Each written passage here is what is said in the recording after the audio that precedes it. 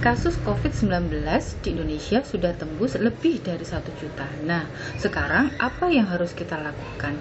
Tentu saja kita sebagai bagian dari masyarakat harus dan wajib ikut andil dalam mensukseskan upaya pengendalian kasus COVID-19 oleh pemerintah dengan bertindak bijak selama pandemi, yaitu disiplin dalam menerapkan 5M, memakai masker, menjaga jarak aman, mencuci tangan sesering mungkin dengan air yang mengalir dan memakai sabun, menghindari kerumunan dan membatasi kegiatan di luar rumah sebisa mungkin. Kalau kondisi wabah di Indonesia masih wabah dan dengan positivity rate yang tinggi atau wabahnya sedang meningkat, maka harus dilakukan PSBB. PSBB yang harus dilakukan adalah PSBB sedang atau berat.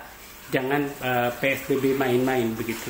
Jadi jangan bercanda dengan wabah, karena wabah kalau membesar seperti sekarang akan susah penanggulangannya, akan berdampak besar terhadap kematiannya. Sekarang wabah itu menimbulkan 28.000 kematian, bukan nyawa yang sembarangan. Kemudian itu nyawa yang harus diperhitungkan dalam perhitungan ekonomi.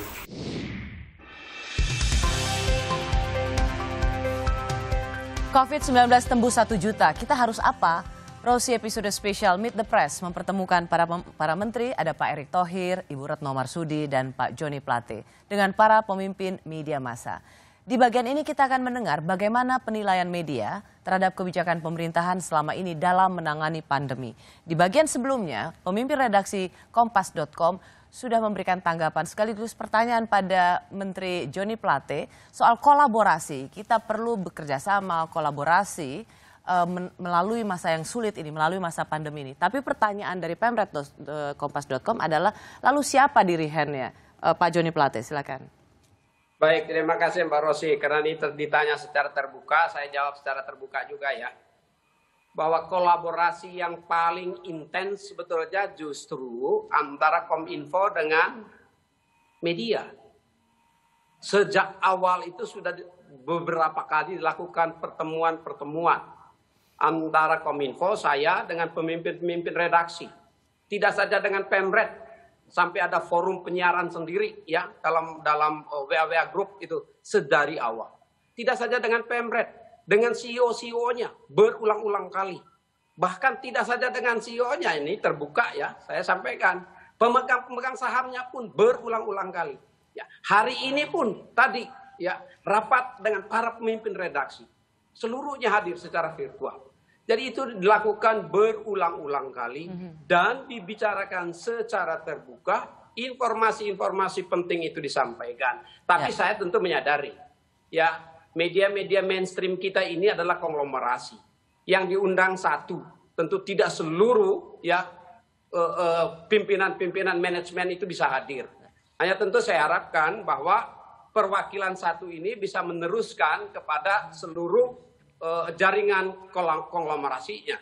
Oke. Sehingga bisa sama informasinya. Artinya sampai di sini sesungguhnya komunikasi berjalan dengan lancar ya Pak Joni Plate? Tidak harusnya itu berjalan dengan lancar. Ya saya selama ini bahkan tidak saja itu, ya komunikasi-komunikasi yang sifatnya relasi, bahkan ya relasi iklan layanan masyarakat ya. Itu pun dibicarakan, kita bicarakan kuartal keempat itu begitu intensnya komunikasi. Ini saya tentu tidak bisa ngomong secara terbuka semuanya, tapi relasi itu tidak saja dalam bantuan, tapi relasi saling membantu itu dilakukan. Oke, saya kembalikan dulu, boleh ya. Aku setuju ya bahwa sebenarnya kita media mainstream sebetulnya even sejak Januari 2020 itu sudah mengambil inisiatif ya, terutama untuk educate the public ya, and inform the public, dan kita dapat informasi banyak juga dari pemerintah. Bang Erick Thohir ini sangat aktif ya, Ibu Retno sangat aktif, Pak Joni Plate juga sangat aktif. Tapi mesti pertanyaannya adalah, mungkin kalau ke Pak Joni Plate ya, ada evaluasi mestinya ya.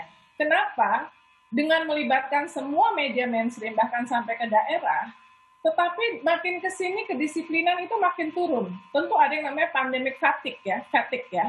Jadi ini yang mestinya harus dicarikan jawaban. Nah, saya tidak tahu siapa di pihak pemerintah yang punya begitu banyak ahli yang mencarikan jawaban dan kemudian keluar dengan formula komunikasi yang lebih efektif. Oke, poinnya dari Mbak Uni adalah begini, mungkin Pak Joni atau Pak Erik juga, semua upaya sudah kita lakukan bersama, kampanye untuk pakai masker, jaga jarak, hindari kerumunan, semua sudah kita lakukan bekerja sama, berkolaborasi, tapi toh itu tidak membuat masyarakat disiplin. Toh angka penularan begitu tinggi. Ya. Ya, saya kira. Jadi apa hal barunya ke depan? Siapa dulu? Pak Erik dulu deh. Ya, silakan. Ya, kembali ini tidak ada maksud apa-apa. Saya rasa pada 11 September waktu itu saya membuat statement kita akan tembus angka 500.000 sebelum akhir tahun. Saya juga 11 September bicara tidak mungkin ini sukses kalau kita tidak sama-sama disiplin dari masyarakat dan semuanya. Kembali, saya tidak membela diri atau pemerintah tidak membela diri. Ya, kuncinya memang bagaimana kedisiplinan kita bersama, apakah tokoh figur, apakah masyarakat, ini yang menjadi kunci. Dan kita juga berkaca, ya, katanya kita negara besar. Tetapi kalau kita perbandingkan bagaimana tingkat disiplinan kita sebagai bangsa itu, ya kita mesti lihat kanan kiri memang kalau emang kita mau jadi bangsa besar ya kita harus tingkatkan kedisiplinan itu. Dan banyak negara-negara ya tetangga-tetangga kita, apakah misalnya Jepang, Korea, Cina, Taiwan bisa, kenapa kita tidak? Nah ini kembali saya tidak mau menyalahkan siapa-siapa, tetapi kuncinya di situ bahwa tidak mungkin kita berhasil kalau kita bersama-sama tidak saling menjaga. Dan statement saya juga jelas. Ketika bulan Juli pada saat itu sebelum saya dan Bu Retno ditugaskan ke luar negeri dan kita juga koordinasi dengan Pak Joni Plate pada saat itu dan tentu juga Kemenkes sebagai tupoksinya, jadi kita tidak pergi sendiri, bahwa di bulan Juli itu sebelum kita bulan Agustus September yang pergi, kita bilang ini ada hope bahwa tahun depan ada vaksin. Ada harapan ya? Ada harapan. Tapi jangan lupa tadi protokol kesehatannya jalan. Nah ini kembali saya rasa justru karena ini terus meningkat ya, kita harus bersama-sama masyarakat, semua tokoh masyarakat kembali mendisiplinkan. Yeah. Karena dengan kadang-kadang kita ini loose end ketika libur panjang, lupa. Nah itu Pak Erik, kenapa kok misalnya libur panjang itu harusnya November itu udah ada tren naik. Harusnya libur panjang itu November, nggak nunggu pertengahan Desember, harusnya semuanya itu dilarang. Tapi menurut saya itu terlambat, sama seperti waktu kita mudik ya. Jadi kita sudah bisa memprediksikan kalau libur panjang itu pasti naik 30-40%, tapi lagi-lagi langkah untuk mencegah itu terlambat. Nah itu kembali menjadi masukan yang sangat penting. Kemarin di pemerintah sudah mulai bicara mengenai Imlek, mengenai Lebaran tahun ini seperti apa. Nah ini memang yang kita harus sama-sama kembali tadi.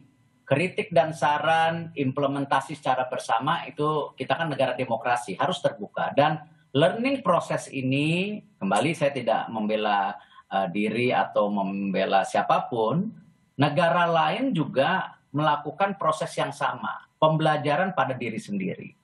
Kontroversi yang sekarang terjadi lockdown. Apakah lockdown pilihan atau tidak? Ya kita sudah mengambil langkah, kita tidak mau lockdown, kita percaya dengan sistem kita. Dan terbukti sekarang di banyak negara Eropa ketika lockdown, kerusuhan di mana-mana. Nah kita siap tidak? Nah hal-hal ini tentu gas dan rem seperti yang Bapak Presiden juga bicara sejak awal, itu menjadi dinamika kita sebagai negara demokrasi yang tentu berbeda pemerintahannya dengan negara lain. Tapi intinya saya rasa ayolah kita perbaiki sama-sama, ya kita harus hadapi sama-sama dan juga saya yakini kalau kita bisa lakukan dengan baik, dengan tulus, dengan niat baik, ya ada jalan keluar. Ya, karena tadi Pak siapa yang memanggil saya? Usman. Oke, Bang Usman silakan.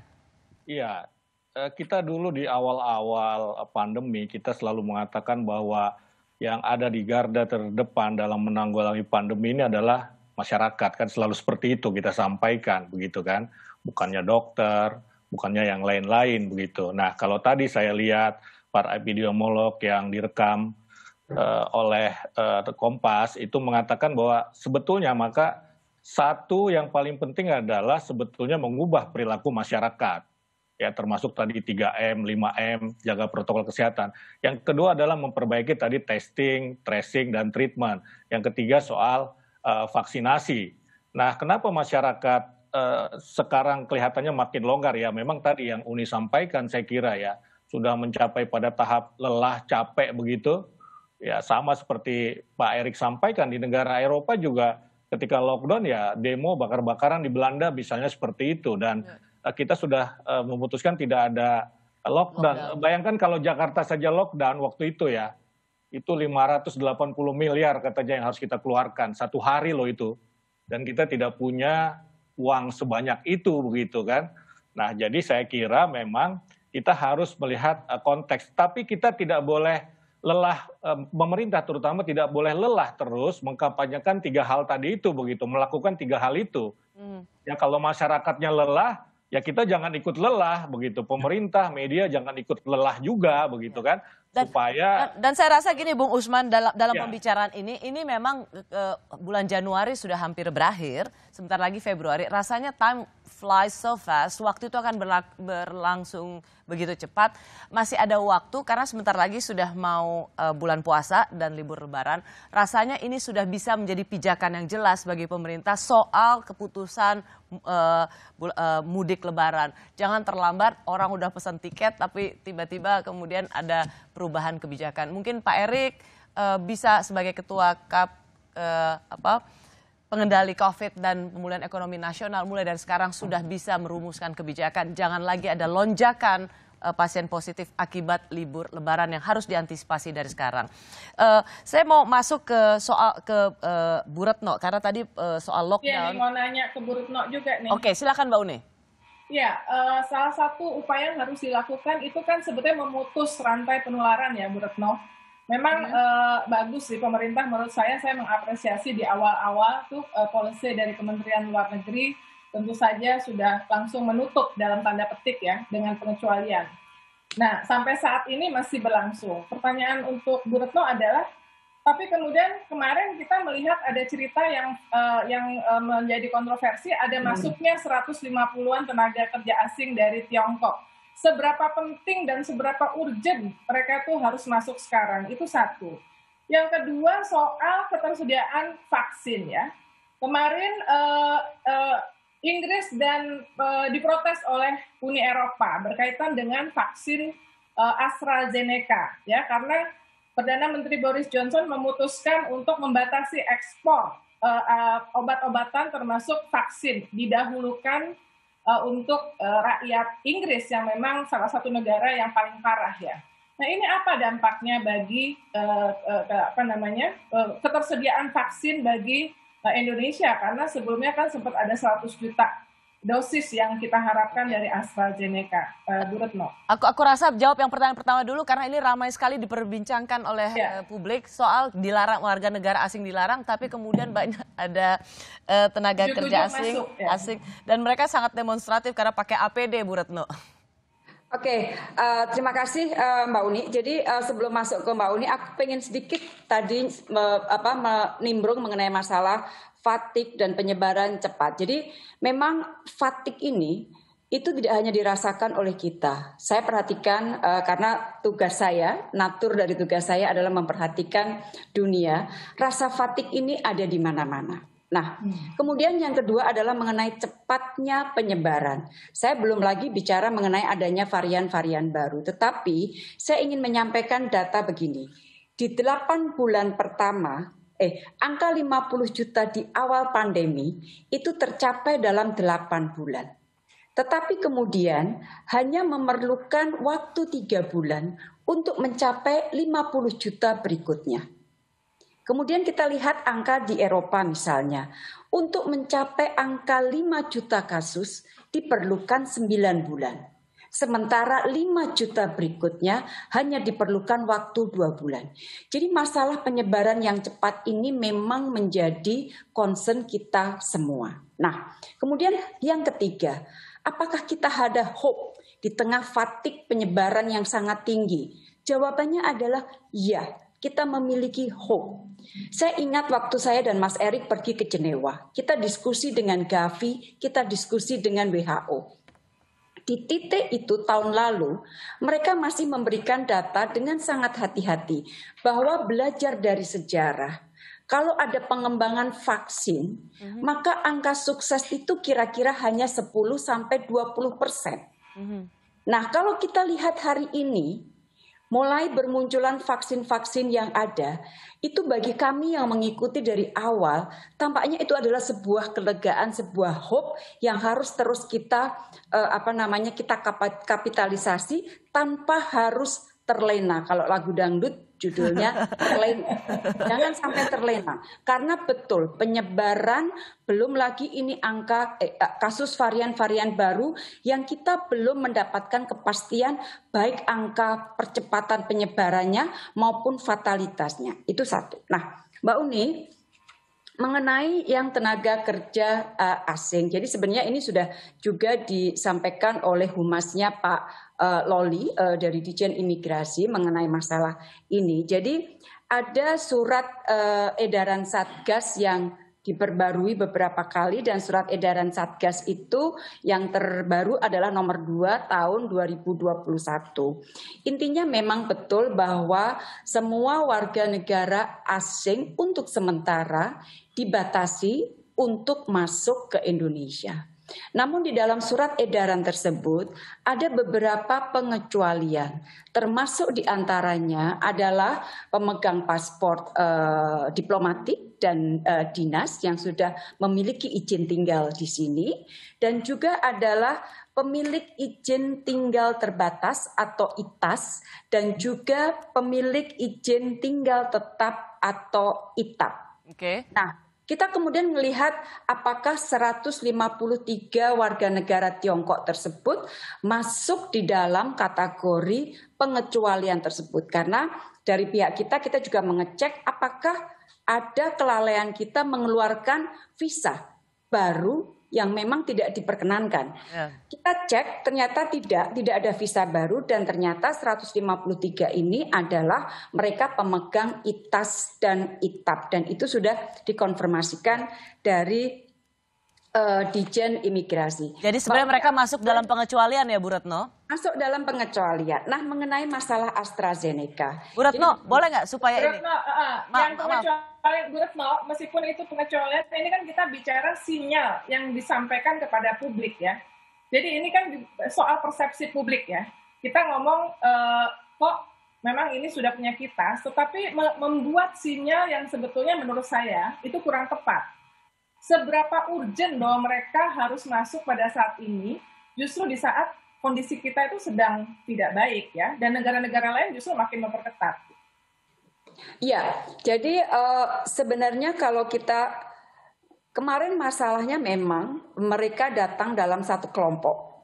Tetapi kalau kita lihat sebenarnya ada setiap hari orang-orang yang masuk dalam kategori dikecualikan dengan satu kunci.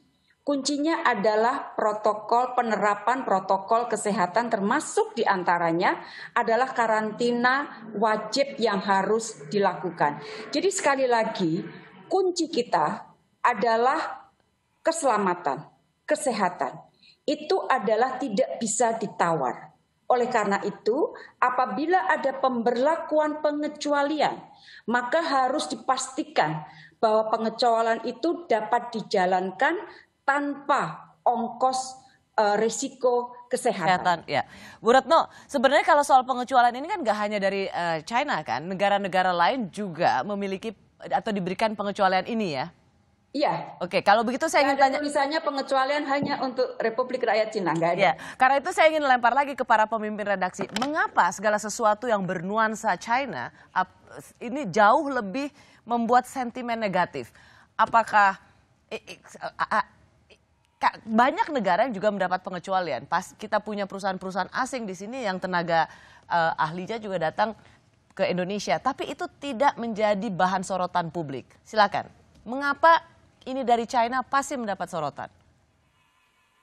Silakan. Ya, kalau saya lihat sih mungkin karena bagian dari cerita konspirasi yang beredar kemana-mana ya. Ini satu. Lalu yang kedua, kita ada pengalaman yang tidak cukup menyenangkan relasi dengan Tiongkok ya. Dan ini juga dikapitalisasi ketika 2 kali pilpres, dan itu yang melakukan juga sekarang ada di pemerintahan semua juga kalau kita lihat ya. Artinya ini diwariskan dan kemudian muncul lagi, dan itu ada lagi ya untuk orang-orang tertentu. Ini kayak membenarkan semua cerita yang tidak benar dan tidak ada evidence-nya. Itu sih gambaran saya, selain ada beban sejarah yang lebih jauh sih soal hubungan kita dengan xenofobia ya. Masuk? Ya boleh Bung Anton. Ya, saya tertarik meng-highlight pernyataan Bu Menlu tadi ya, yang mengatakan bahwa kesehatan itu prioritas, itu yang diutamakan gitu ya. Kemudian tadi di awal sekali Pak Erik juga mengatakan hal yang sama, bahwa untuk sekarang kesehatan nomor 1, ekonomi bisa belakangan ya, bisa mengikuti seperti itu.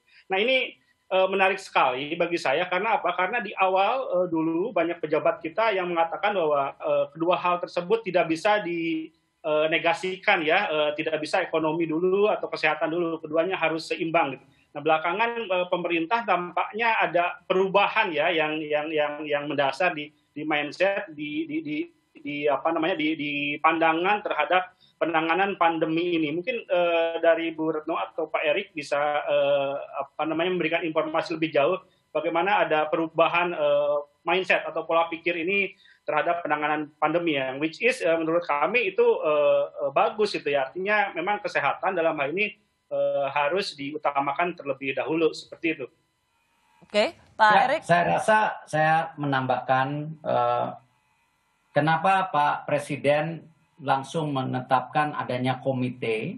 Di situ ada yang Satgas Kesehatan, Satgas Ekonomi secara bersamaan, yang dulunya diawali, kalau kita ingat, malah ekonominya tidak ada. Sejak awal yang namanya Satgas itu adanya hanya kesehatan. Tetapi tentu dinamika yang terjadi pada saat itu, tentu kita lihat juga, ingat, mayoritas penduduk Indonesia juga ini bekerja informal. Dan tentu kalau kita lihat kejadian di banyak negara, ketika kita tidak menjaga juga ekonominya, itu akhirnya banyak masyarakat yang tidak terpenuhi kebutuhan dasarnya. Karena itu pemerintah melakukan program yang sama-sama dilakukan, yaitu misalnya bansos atau BLT desa, keringanan daripada listrik, subsidi tenaga kerja, itu dilakukan secara seimbang. Bahkan 2021 ini kita juga melakukan lagi. Nah memang ini kadang-kadang kita terjebak konotasi kesehatan dan ekonomi. Tetapi bansos itu pun sebenarnya kan ekonomi juga, yang memang langsung kita berikan kepada yang membutuhkan. Nah, kalau kita lihat justru improvementnya atau perbaikannya itu terjadi ketika adanya komite yang fokus menangani kedua ini secara bersamaan seperti gas dan rem yang seperti disampaikan Bapak Presiden itu. Dan itulah kenapa programnya jelas, Indonesia Sehat, Indonesia Bekerja, dan Indonesia Tumbuh, dan bansos menjadi landasan untuk kita lakukan juga di tahun 2021 ini. Nah, Bu Sri Mulyani sendiri akan memaparkan rencana anggaran APBN 2021 ini, berapa buat kesehatan, berapa buat bansos, dan nilainya itu jauh dibandingkan yang bantuan kepada ekonominya sebenarnya. Nah, ini memang persepsi yang kadang-kadang sulit dijelaskan secara detail, karena itu bantuan media menjadi sangat penting. Saya berterima kasih sekarang banyak media juga sangat mendukung program-program pemerintah, apakah kesehatan, bansos dan lain-lainnya, yang ini memang ya kita haruskan sama-sama gitu. Dengan kata lain Pak Erik, sebelum ada komite berarti tidak ada dirijen yang jelas ya dalam hal menyeimbangkan ini ekonomi atau kesehatan, atau ya memang tidak ada yang menjadi leading sektornya lah dalam hal ini. Seperti itu. Ya, di awal-awal pada saat itu di bulan Maret ya, semua negara tidak hanya Indonesia Ya itu kalau kita lihat seperti Amerika, kalau kita ingat mereka announce dulu yang namanya mencetak duit sebanyak-banyaknya, tapi belum buat kesehatan pada saat itu. Dan kita lihat antrian-antrian di rumah-rumah sakit waktu itu di Eropa terjadi. Dan alhamdulillah Indonesia pada saat itu sebenarnya kalau diingat kita membangun langsung namanya Wisma Atlet, rumah sakit modular. Pada saat itu coba kita cek jejak digitalnya. Nah ini memang kita lakukan lah.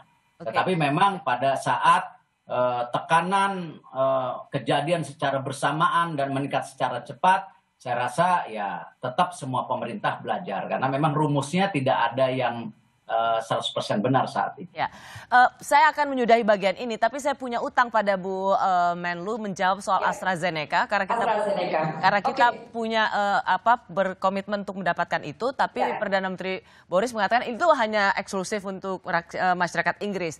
Ini akan saya gabungkan juga dengan apa masukan para pemimpin redaksi media massa dan apa sesungguhnya rencana pemerintah soal vaksin mandiri yang diinisiasi oleh private sector atau para pengusaha. Kami kembali sesaat lagi.